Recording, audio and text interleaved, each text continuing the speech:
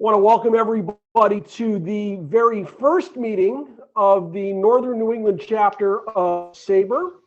I'm the chapter chair that many of you have met already. I'm Bruce McClure, one of the SABR membership ambassadors, and you have no idea how happy I am to be able to get this started for all of you. Pete, welcome. Good to see you tonight.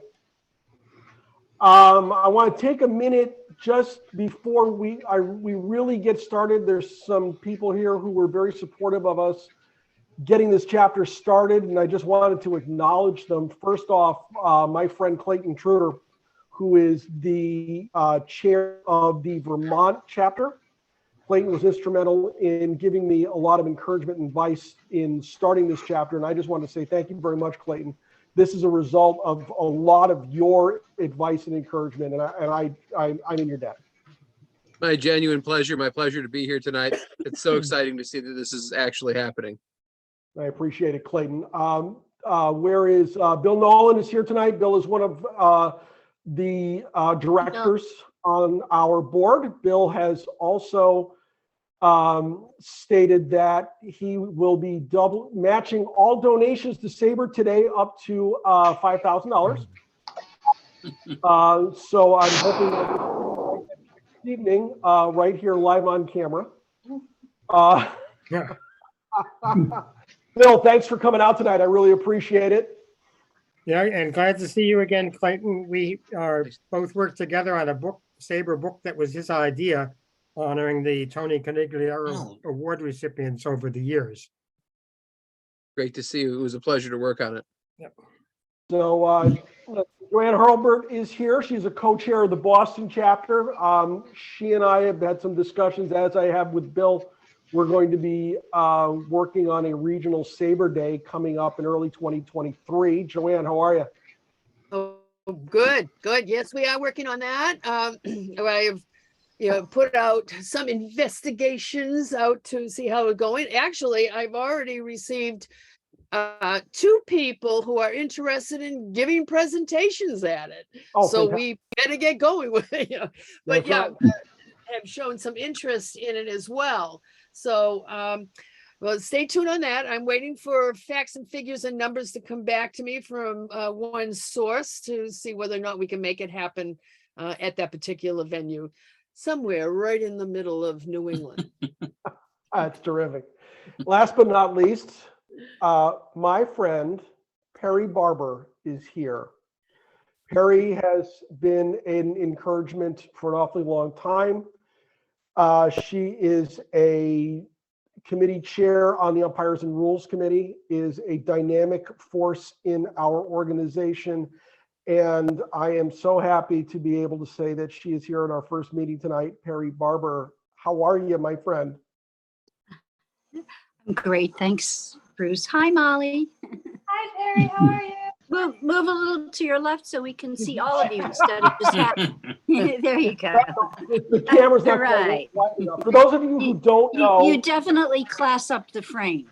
thank you. Yes, I agree completely. This is, as Perry just pointed out, this is my wife, Molly. Molly has been a rock when it comes to this and giving me the push to do all of this as well. She is a active member on the Baseball Memories Committee and has been my good writer. Thank you. So yeah, Bill, I would like to talk to you also. I've been meaning, sorry, I was traveling. I need to talk to you about the Yankee Stadium book. So we'll do that later. Thank you very much. And Bruce, you are as much an inspiration to me, and I'm sure everybody else here, as you claim that I am to you or anybody else. And thank you yesterday for spending time with me, helping me get my thoughts organized about the Umpires and Rules Committee, which Bill Nowlin kindly asked me to chair several years ago and has just lain dormant. And I asked you for help reviving it because I watched you in the last few months get this group going and bring it to life. And I've just been so impressed by what you've done with it. And I would like to use some of the elements of what you've done as a template for what I can do to re-up the Umpires and Rules Committee, which has a lot of promise, in real world terms. So I'm very grateful to you for sending that to me yesterday. Thank you. That's very kind of you to say, Perry. Thank you very much for and for your kindness. I really appreciate it. So here we are with our first meeting, and what I wanted to do with our first meeting is get started with a little bit of Diamond Discourse. We did this once before as kind of an informal group as we were getting started. And the big thing that we did in the meantime was we were discussing the Contemporary Era Hall of Fame ballot.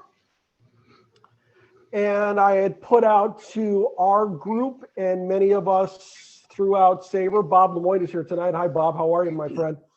I got a wave. That's good. I put out a mock ballot to everyone to kind of get some interest started and whatnot. And I am going to try to share my screen. And we're going to see as if this works. And do you just lose everyone? I did not. No, Oh. Molly's concerned that I just lost all of you. Yeah. So here is our results. We had 22 responses, and we're pretty tough because we didn't get anybody into the Hall of Fame. Dale Murphy came pretty close here at nearly 60%, but Albert Bell did just about as well as I thought he was going to. He got, I think, one more vote than I thought he would.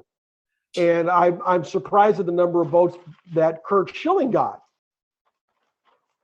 So I thought that we had some very interesting results that came out of this ballot.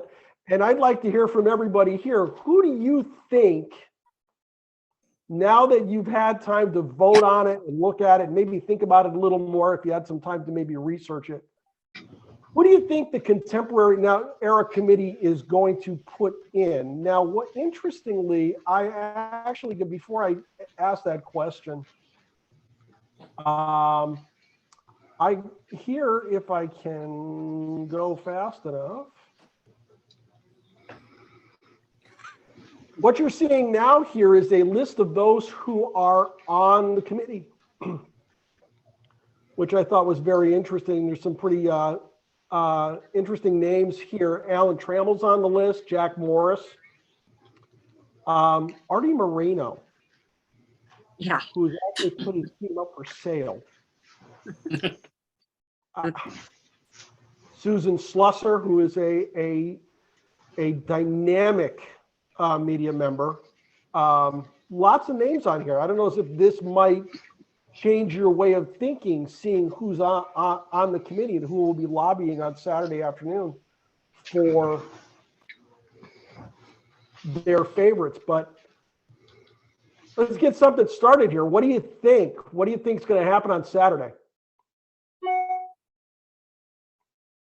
Well, I think that it would be pretty hard to keep Fred McGriff out with all of the stats that he was able to put up, with almost 500 home runs, 5-time All-Star, Silver Slugger 3 times, and he played for 19 years.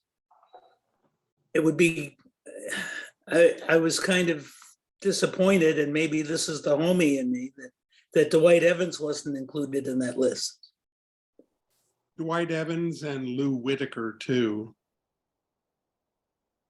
There's 2 names that were brought up to me today by a good friend of mine as I was texting back and forth with him this afternoon.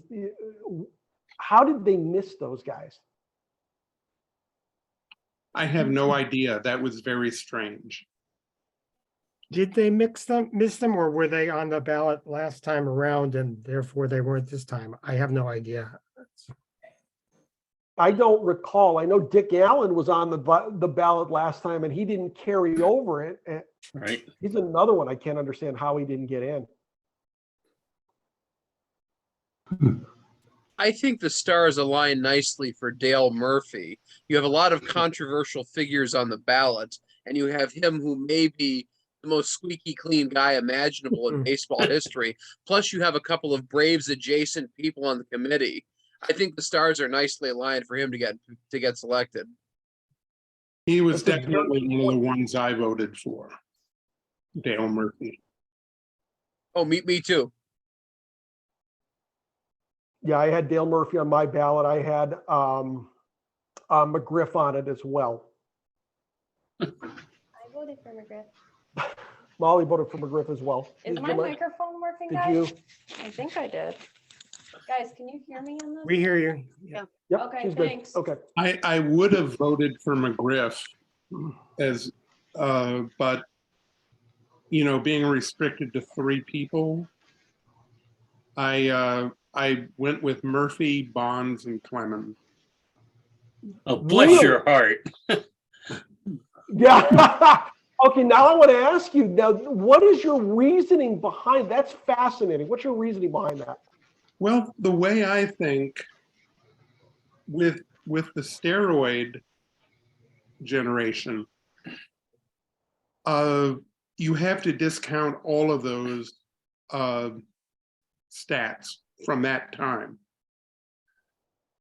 And I have to think about, okay, what did they do before that started?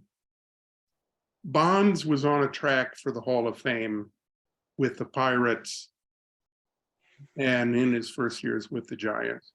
Clemens, before the steroids, was considered one of the greatest pitchers ever, if not the greatest. Especially Clemens, I can't stand. I mean, it's like he went through roid rage and just got really weird and obnoxious. But so I had to hold my nose with him. Bonds is who he is. But I feel that their baseball abilities, because of them, they deserve to be in. And, you know, one of the standards I have is if Ty Cobb is in, who was one of the most flaming, you know what's in baseball history.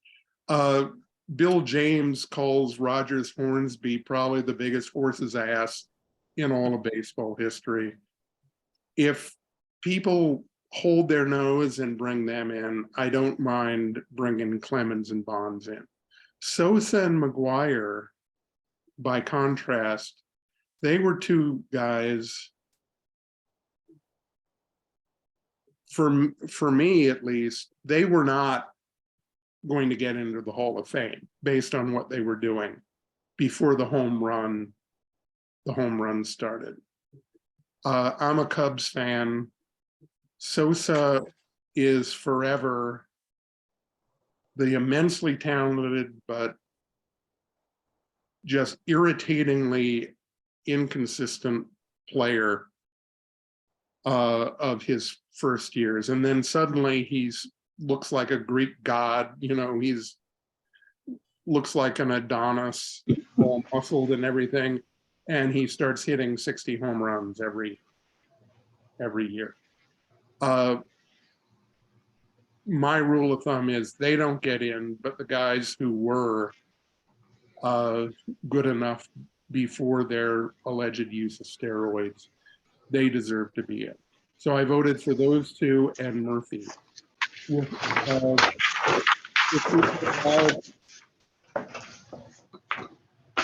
we were allowed more votes, I have always liked McGriff.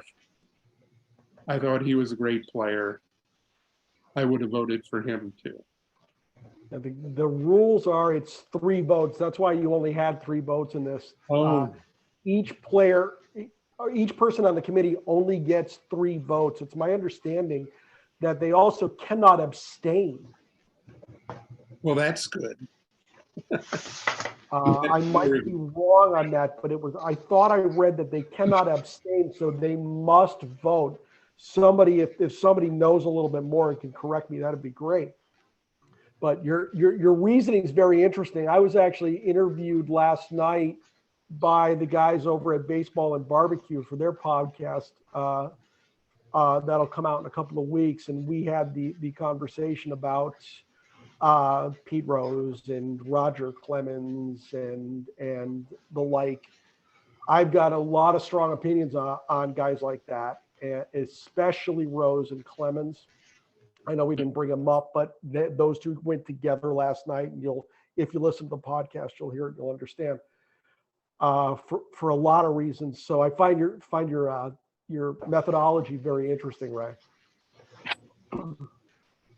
Who didn't vote and has some opinions on who they think should go in on that ballot? I don't think I voted. Okay, Art, let's start with Art. Art, what do you think? Bonds and Clemens, and I hate Clemens, but they're the 2 best modern pitcher and hitter. Actually, pitcher and all-around play. Perry, what do you say? Good thing I was- they were going against I a was- whole lot of other, and I'm, yeah, go ahead. No, I'm sorry. Go I'll ahead. close Finish up what on you're you. saying. Okay, so I was leaning toward Fred McGriff and Dale Murphy for pretty obvious reasons. My other vote, yeah, I mean, I'm torn. You know, I don't want to be a morally righteous prig. You know, because there are lots of flawed Hall of Famers. So I think I'd have Yes, to there vote for are. Barry Bonds. You know, there's just, he's the home run leader. He should be in there. One of the things that I thought of with Barry Bonds, if I took steroids, for instance, I would not be able to hit a home run every time I swung. Right. You know, in that the season he hit 73 homers, he was walked so many times. 236 times. And he would Wow. get one swing a game, basically. And every time he swung, he would hit a homer. Now, the steroids are there. I mean, otherwise it would have been a double or a triple or whatever. But not everybody can do that. Yeah, you know, every era had its drugs. Back in the 70s, it was greenies and it was Coke, and, you know, who knows? But yeah, he had the basic talent, and the numbers don't lie. And however you interpret his transgressions, I think he deserves to be in there. And that the only thing that's keeping him out is hostility and enmity from the voters, mostly writers, probably, maybe some other players, I don't know, who harbor some kind of grievance against him from a moral standpoint, because I was pure, everybody else should be, stuff like that. You know, it gets a little complicated. I think it was more than that, because he was always prickly. And Yes, when all of this started, he got even more so. And I think that's a big part of it. Like I said about Clemens, he was a great pitcher, but I just remember like him getting thrown out of a Red Sox playoff game for something he said to the ump, and apparently it was like a no-brainer for the ump. I mean, who does that?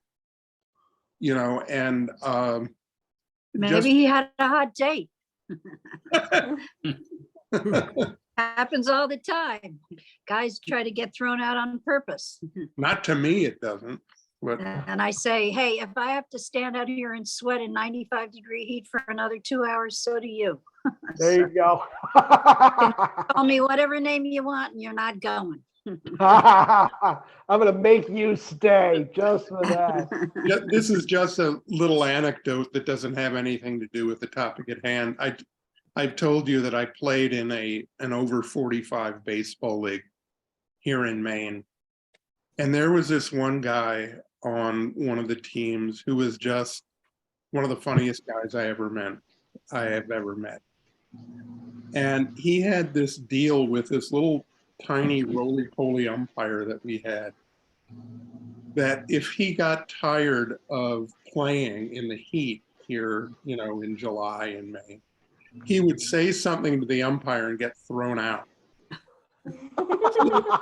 So anyway, this one game, his team was short. They had like 10 players or something. And it was like 90 degrees. He decided he didn't want to be in there. So he looked at the umpire and said, winked at him and then said, "You little shit, that wasn't a strike, that was a ball." And then the umpire played along with him. What are you talking about? One more word, you're going to be carried out of here in a wheelbarrow. One more word after he already called him a little shit? And then the manager of my friend's team suddenly turned real pale and came out, "Tim, you can't get thrown out. We don't have enough players." The old forfeit ploy.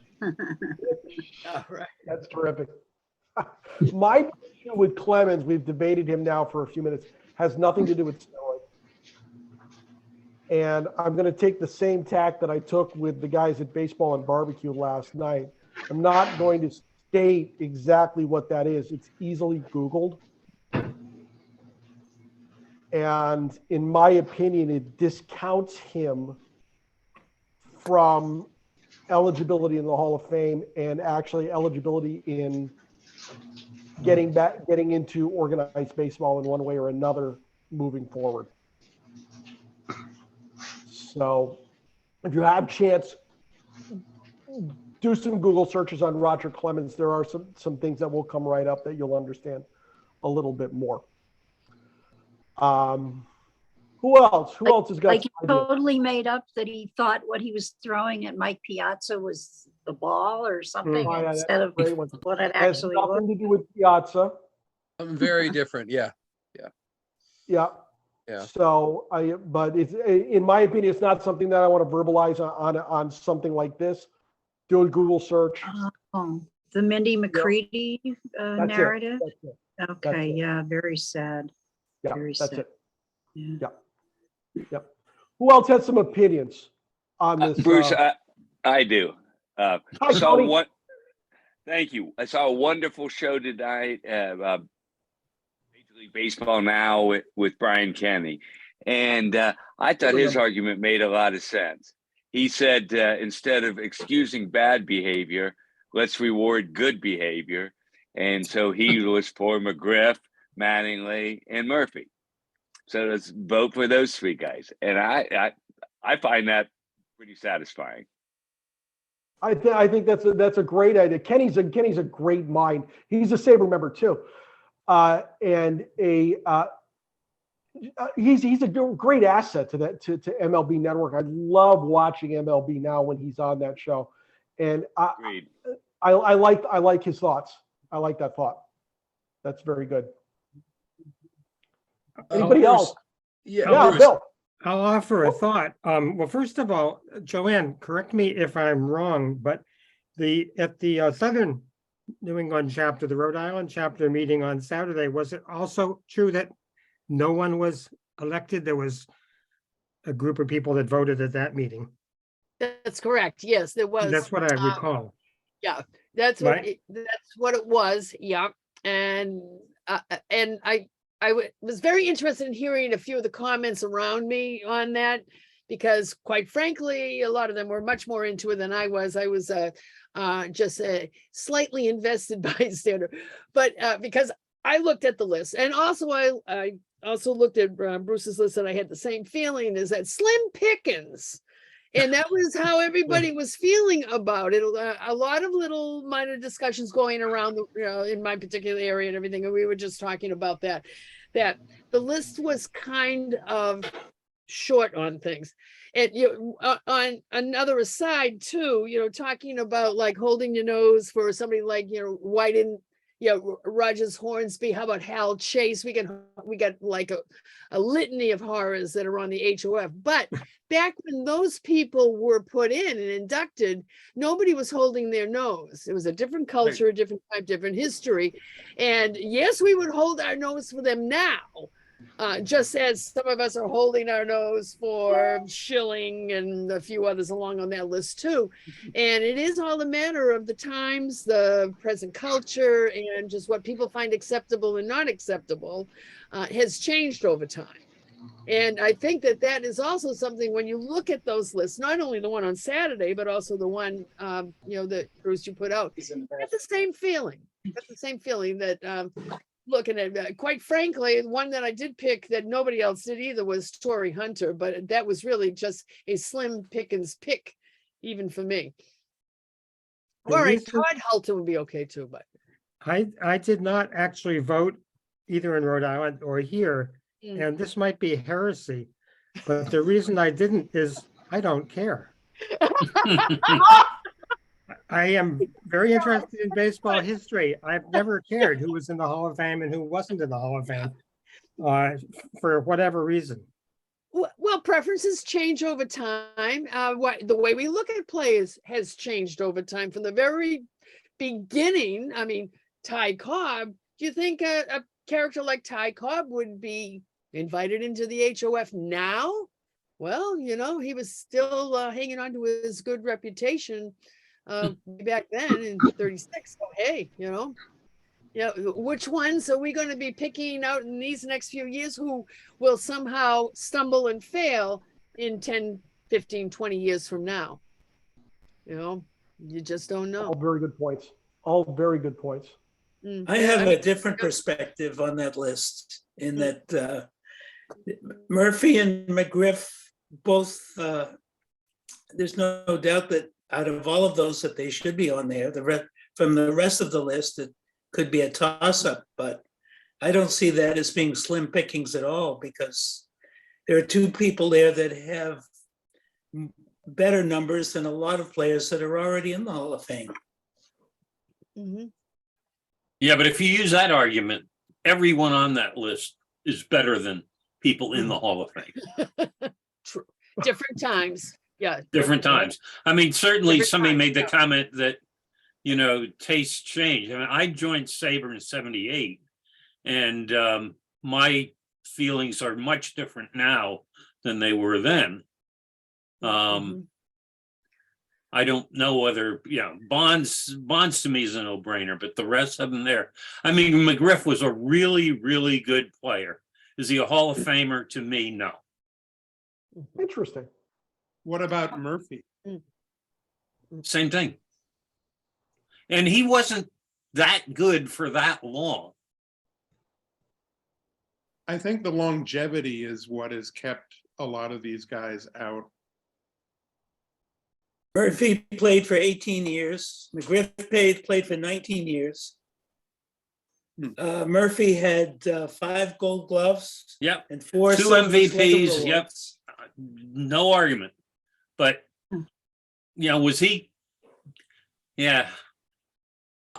I'll tell you, I have my views a little bit out there. I voted for Mattingly and Murphy, and I voted for them because I think you could argue they're the two most culturally significant baseball players of the 1980s. The purpose of the Hall of Fame is to tell the story of an era. Dale Murphy is the first baseball star of cable television.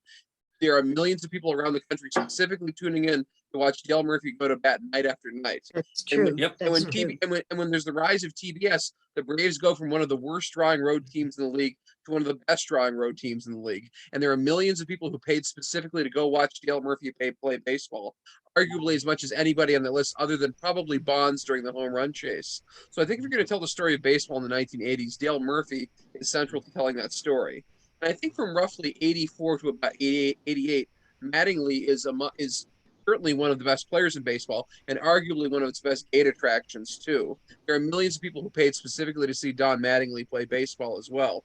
So I think if part of what the Hall of Fame does is tell baseball's story, if you're going to talk about it during that era, and also because WPIX is so widely broadcast across the East too, you have fans who are not Yankees fans who were intimately invested in the idea of Don Mattingly as a baseball star too. So I think if you look at Bonds, you look at Clemens, decades later, their statistics will speak for themselves. If those guys ever have a chance to get in, this is the moment, because there are people who are of the age of voting, who remember these things, who understand the cultural place these guys had during that time period. So that's why I specifically would vote for these guys now, as opposed to some of the other guys who clearly are part of the story of baseball as well.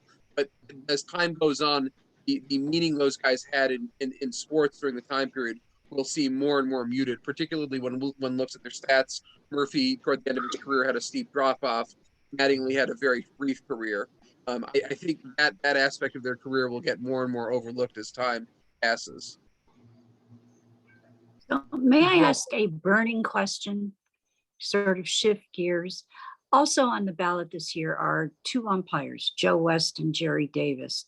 People probably know a little bit less about Jerry Davis than they do about Joe West. But I'm very curious if anybody here would consider either of them a candidate for the Hall of Fame. There are currently 10 umpires in the Hall of Fame, only 10. So I'm curious if anybody has any, and also about George Steinbrenner, because I think he's a candidate from the Eras Committee. He is not on the committee list. No? I Sorry, I thought he Joe was. West's name on the ballot for the writers, nor did I see it on the contemporary era ballot. Then what am I reading? Joe West has only been out of baseball for a year. He wouldn't qualify, would he? Supposed to be out for 5 years as a player. Yeah, are the rules Yeah. different for the executive I committee? don't know. Jerry Davis, same thing. He was umpiring. Yeah, I they think just retired recently. Yeah. But I thought they were on the ballot. My I bad. think you can see the ballot here on my screen right now. Yep. So here's the ballot that was sent out to the writers just a few days ago that they're voting on now.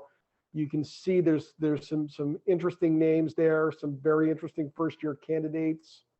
There's a couple of them there that I can't figure out how they got on the ballot, but That's what I was starting to think of. Who's going to come in last? Yeah, right, yeah. Bronson Arroyo, I'm thinking J.J. Hardy. JJ Peralta. Hardy. Maybe Peralta. But there's some interesting names in this ballot. Sheffield's there for the last time, I believe. Yeah, he belongs in, maybe. Yep, I agree with you there. Scotty Rowland's there, and Torrey Hunter's there. R.A. Dickey. Wow. That doesn't seem possible.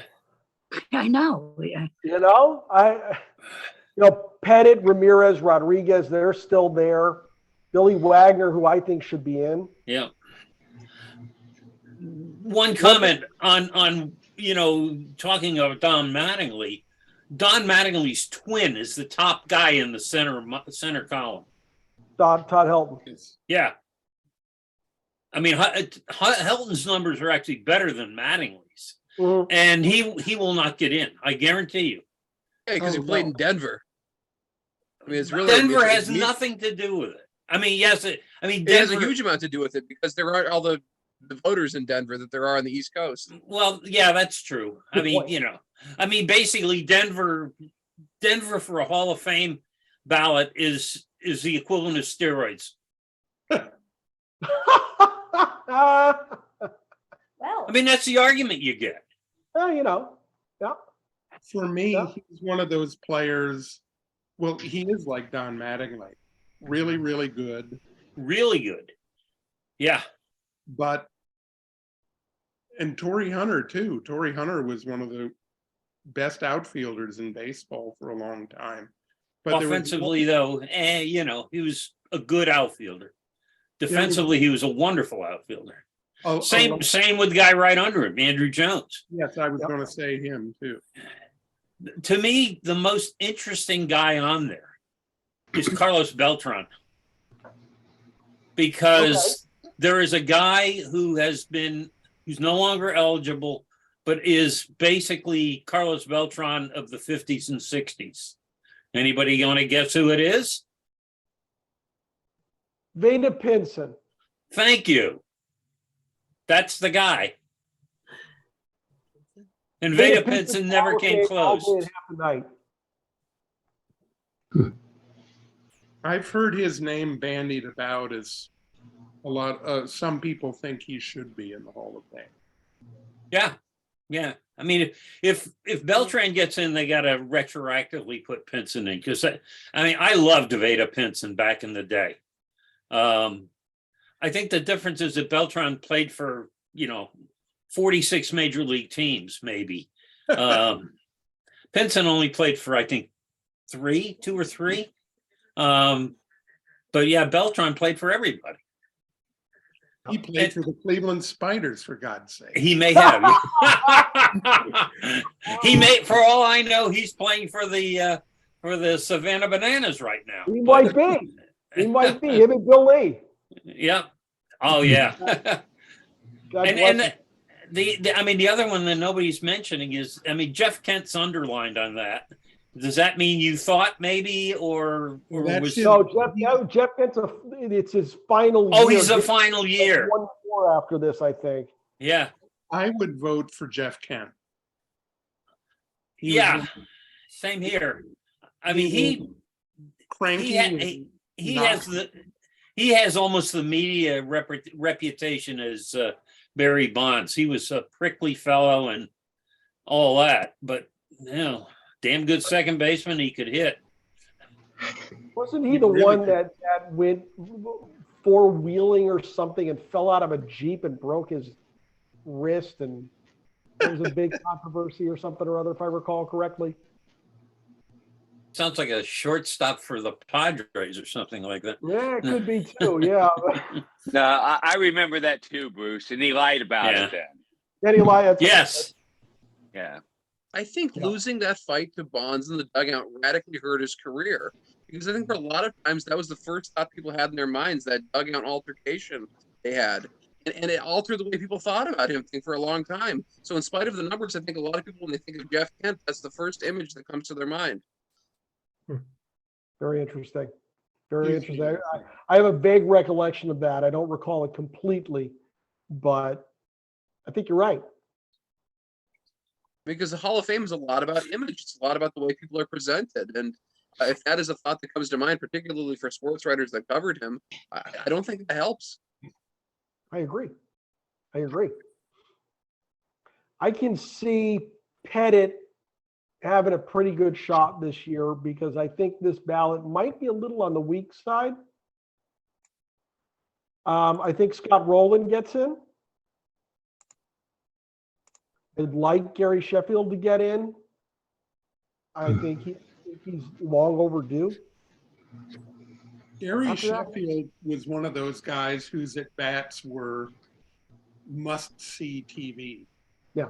You put off going to the bathroom until he batted. He kept me from getting Charlie Huff's autograph, Gary Sheffield.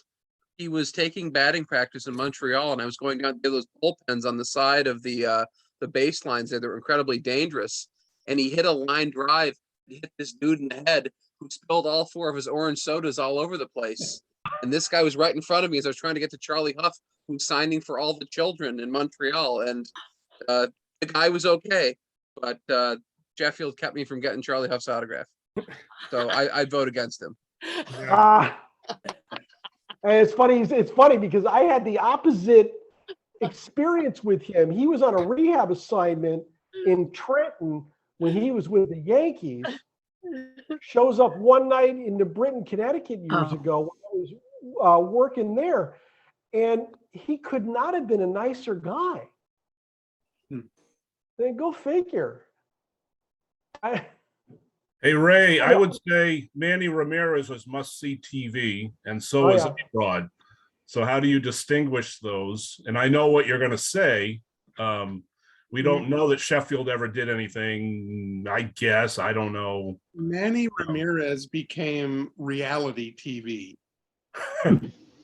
And his act was getting really old. And him purposely playing bad to get traded from the Red Sox, that's worse than the steroids. But getting caught for steroids twice when you know they're testing for them, I mean, that's bad. Maddie being Maddie. Well, what I'm going to do with the chapter, and I'll put this out to share with Boston and Vermont and anybody else who would like to join in. I'm going to create our own BBWAA ballot with a Google form. We'll send that out and see as if we put anybody in the Hall of Fame before the announcement in January. I believe that's what, the 24th or so of January on MLB Network. It's usually on I think the last Tuesday of the month. That's must see TV for me. I love this time of year and all the talk and looking at Ryan Thibodeau's spreadsheet every day. It's a lot of fun to follow along with it. So it's been a good discussion so far. I appreciate it. It's a good way to get our chapter started.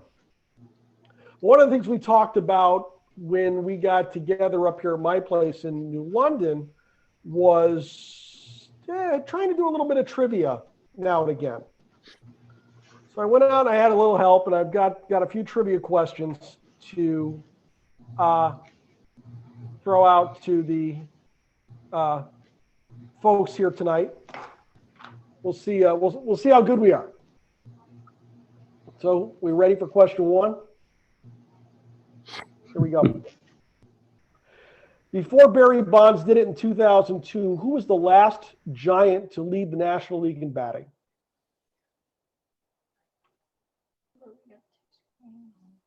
You can't.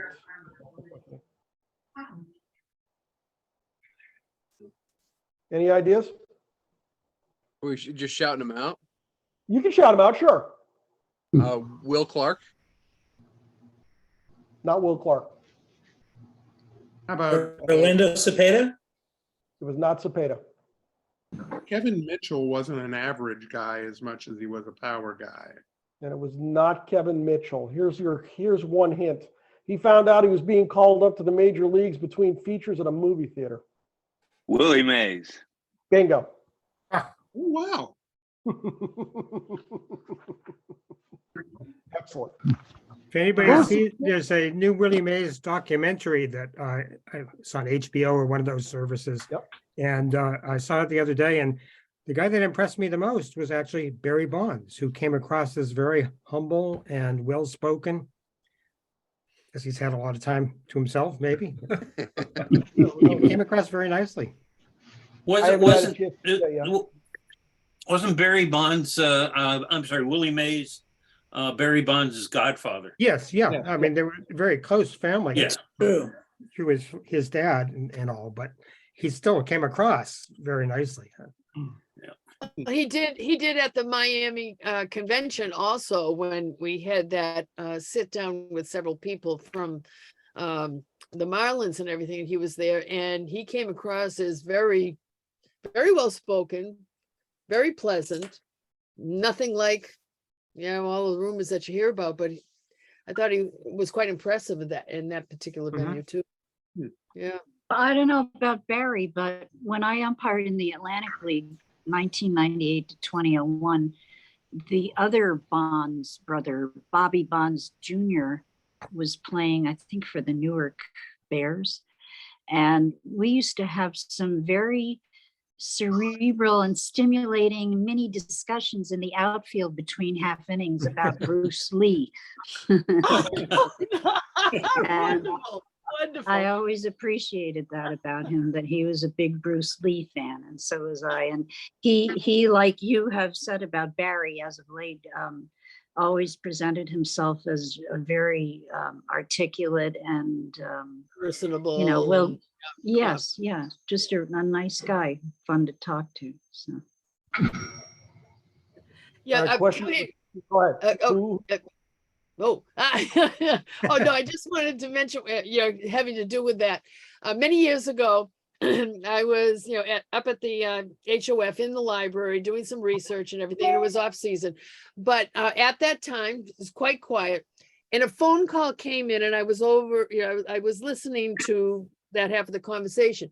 Apparently the question came up from somebody was, for the Hall of Fame, does anybody take into account the person's character? Not just the batting average and all of that, but how much does character count? Now, this is just a question that came out, and it was interesting to listen to. It was an intern that was answering it, trying to hedge around the question and try to make it that a lot of that is up to the people who are voting and who thinks that particular candidate is of good character, which can be very different with every single person scrutinizing the list.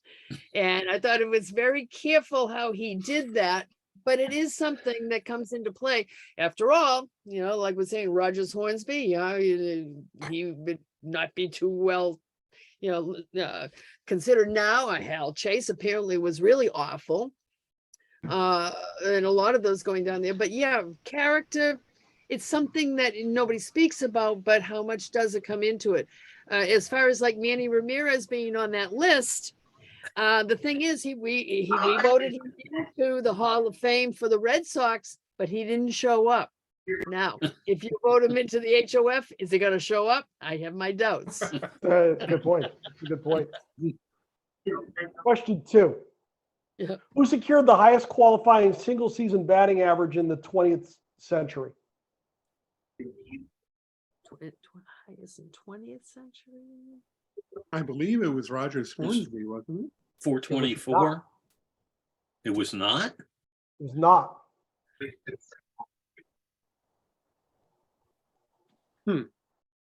He had a solid season that year, winning the Triple Crown and leading the majors in 9 offensive categories. Yastrzemski? Nope. Oh. Sisler? Nope. He was also the first American League ball player to hit for the cycle. Oh. Lajoie. That's right. There it is. 1901, 1903. Knapp hit 426 in 1901. Yep. For the Philadelphia A's. Who was the first Latin American player to win a National League batting title? Roberto. Yes, that should have been super easy. Roberto Clemente, 1961. He had 351. Yep. Who was the first player to reach base in a modern All-Star game? What is modern? You mean 1933? Or Yes. Yep. Pardon me? Sorry, guys. Charlie Gehringer. Ho, ho, ho, ho. Art with the correct answer. Oh my God. Wow. Yes, Charlie Gehringer. I'm old. You didn't watch it on TV though. No, I did not. Art was by his tube radio in the den with, that was about this high up, Yep. Yeah. Philco. Something like that. I thought he might have been peering through a knothole in the Maybe. outfield wall. That What was was Charlie in Gehringer's nickname? The Did- mechanical man. Yeah, there you Yeah. go. Thank you. The mechanical man. Who trails only Yogi Berra in the number of World Series rings won? What was that again? Who's second to? Yeah. Who trails only Yogi Oh. Berra number of World Series rings won? Arthur Richmond. Pardon me, Whitey guys. Ford. He was an executive. He won rings like with all of the Yankee teams from 1996 until 2011. So he had a bunch of rings. He was an executive. Mickey Mantle. Not Mantle. Oh, it isn't Mantle. No. Not Whitey. Well, you No. say that Maggio. like it's a Yankee then, obviously. Yeah. Bobby In his Richardson. first MVP season, he drove in more runs than the number of games he played. Dale Berra. Yeah, that's it. Lou Gehrig. No. Not No. DiMaggio? Oh, yes, there it is. There it is. DiMaggio? It's DiMaggio. Yep. It's DiMaggio. DiMaggio.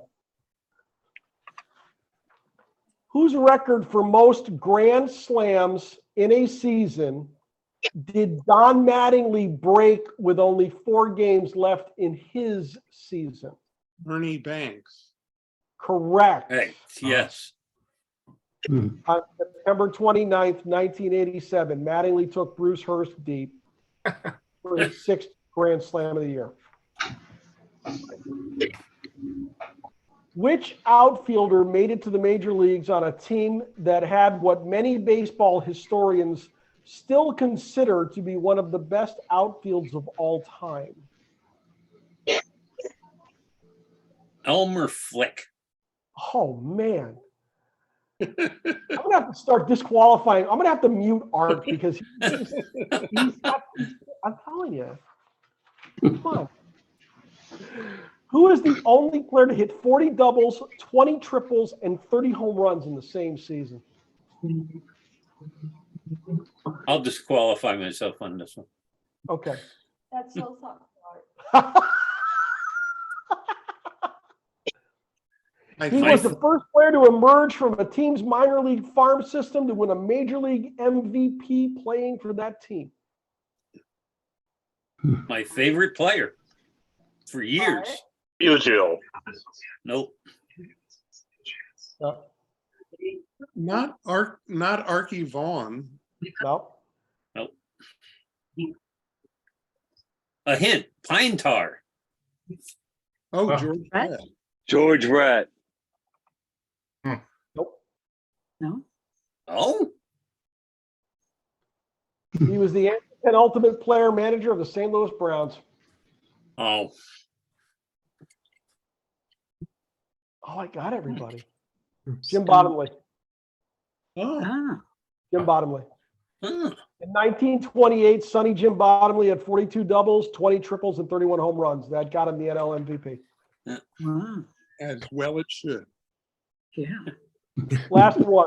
Record for most hits in a season for the Yankees did Don Mattingly break in '86?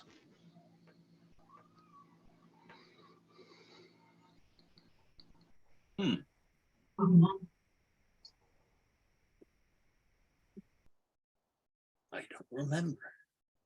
He is the first Hall of Famer from his state. And he is Red one of Rolf? the very. What's that? Is it Red Rolf? It is not Red Rolf. Oh, he's not in the Hall of Fame. Yeah. Should He be. was one of the few to pinch hit for Lou Gehrig during the streak. Pinch hit. Big Yes. Darn. No, Earl Combs? bingo. It is? Oh, yeah, he Earl had, Combs. yeah, okay. So those actually came from Horsehide Trivia. If you are not on Horsehide Trivia, I can get you the link to that. They run the trivia night at the convention every year, and it's a real tight ship and a lot of good stuff going on in there. And he puts out questions every day. Sometimes twice a day. Yeah, sometimes twice a day to those who are subscribed, and there's a lot of great stuff that makes you think on there. So I'll probably be using a few of those from time to time for some of our trivia contests. I might have to put a cap on the number of questions that you can answer in one contest because Art is just so darn good at this. Oh, That's terrific. hey, Bruce. Yeah. Oh, very nice.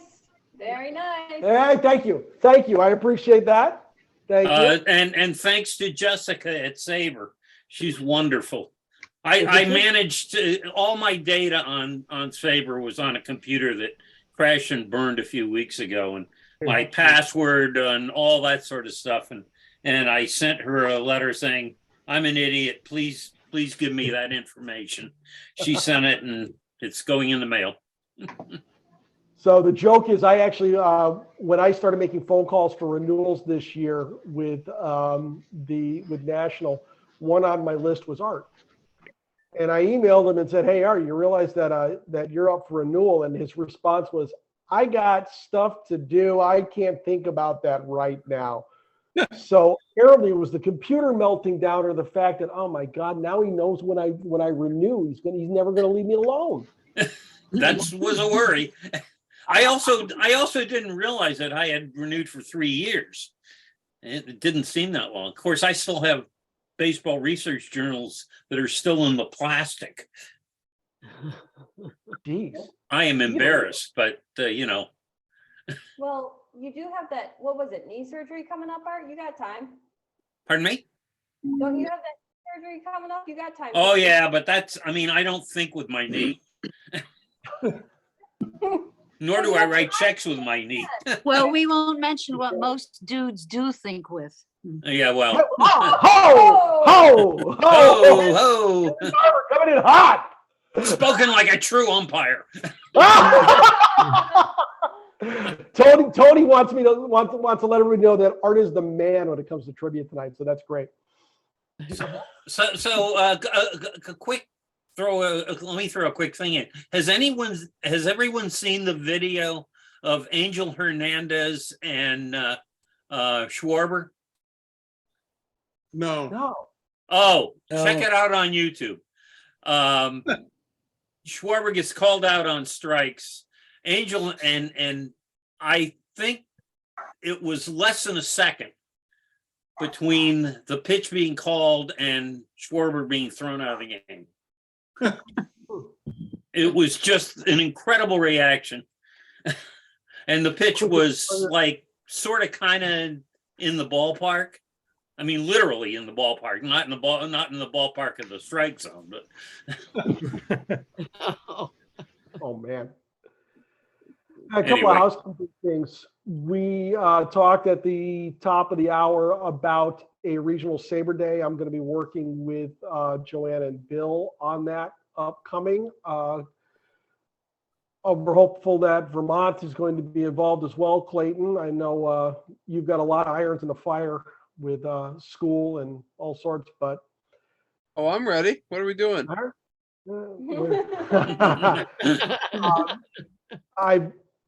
I've been speaking with Joanne and Bill over the past couple of days, and I'm going to have some further conversations with them, start to try to solidify something for at the hopefully SABR Day in February. If not that specific day, then maybe something somewhere around that time, of course, because many chapters have their SABR Day festivities that on a different day. So you're not required. It's not something that if you don't do it, you're drummed out of SABR or whatever. I don't know, but that's something that watch for more information about that. That's coming up very soon as well. Our next meeting is December 12th. That's a Monday night. My friend Adam Korengold will be with us. He will be talking about the rule changes that were tested in the minor leagues and the research that he's done into the effects that it had on the game, not just the time of game, but a lot of other things that he's discussed as well. and how he thinks it's going to translate to the major leagues next year. Clayton, I think, will agree with me when I say that Adam is a dynamic speaker and a terrific guy. And I really hope that we get a great turnout for him because he's just wonderful. Adam's a genius. Yeah, he spoke to our chapter, what, a month or two ago? Just such a clear, concise presenter of information.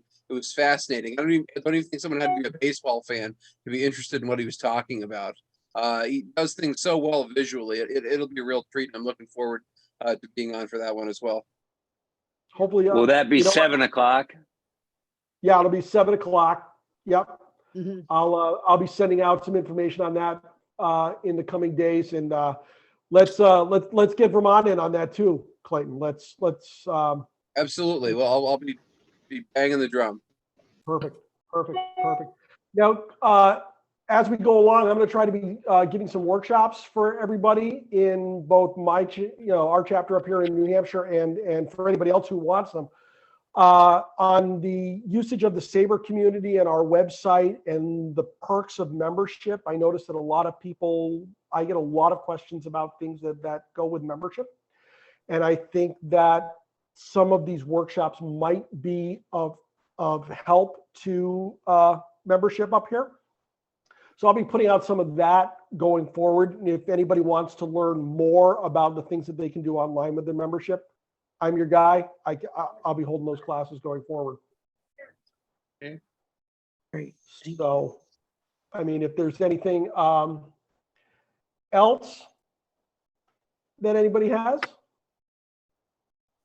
Well, I Thank just you. wanted to give a What's that? shout out to Clayton for his book Loserville, which I am enjoying immensely. Oh, thank you. Thanks for taking the time to read it. I really appreciate it. It's a slow read, lots of stuff in it. I agree. It was a slow write.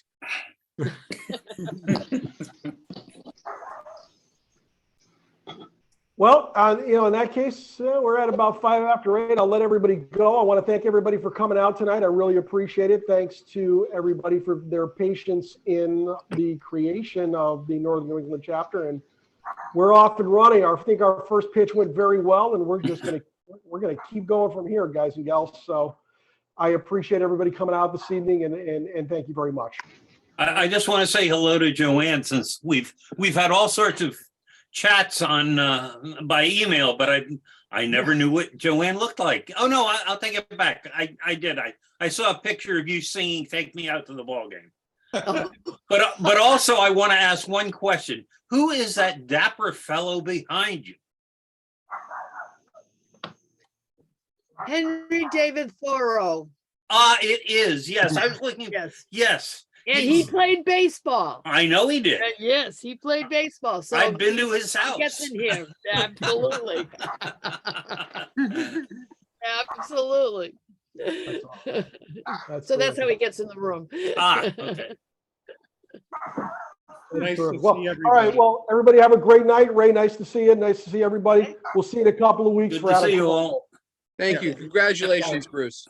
Thanks, Clayton. Thank you, very much. Bruce. Thanks, everybody. Thank you. Have a good night. Night.